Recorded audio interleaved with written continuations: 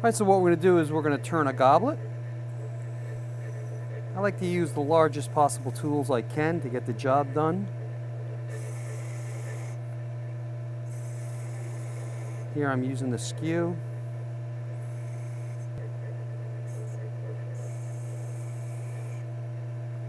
Use the long point. Create some clearance, but I don't want to remove too much material on that side because I still have to hollow that portion of the goblet. And then you just push in. And then I withdraw the gouge and swing it around to create a hollowing, scraping, part cut.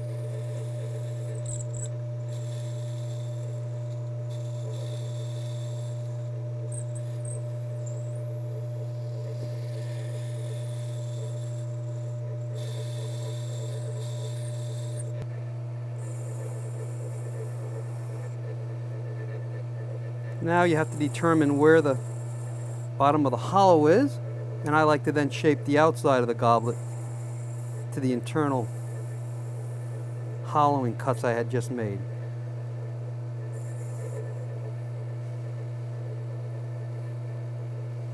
It's always good to give yourself some clearance, but the key is to remove just enough waste to give yourself the clearance you need without removing so much that you lose support. And I'm just going to make a very nice shearing cut with the short point.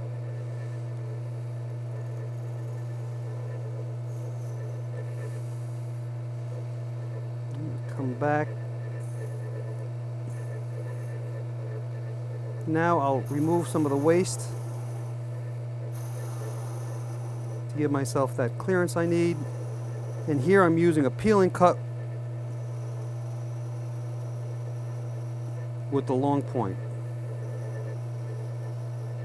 I want to define the bottom, or the intersection of the bottom of the goblet with the stem, and I'll make a V cut with the long point of the skew, create a nice detail.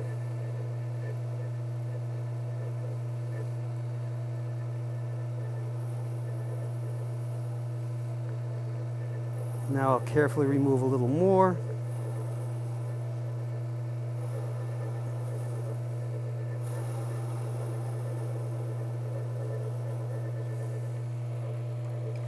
I could then switch to the gouge to create the stem.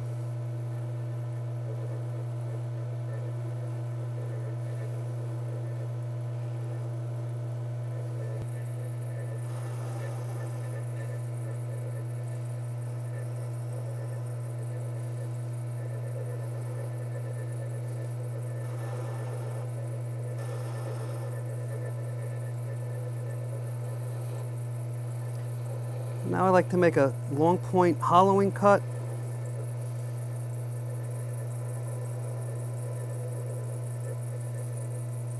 Then continue to use the long point to make a couple of V cuts, and then you're almost ready to part it off.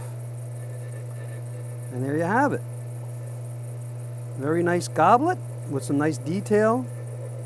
Exactly the size you would like to serve your best whiskey in when your friends come over to visit.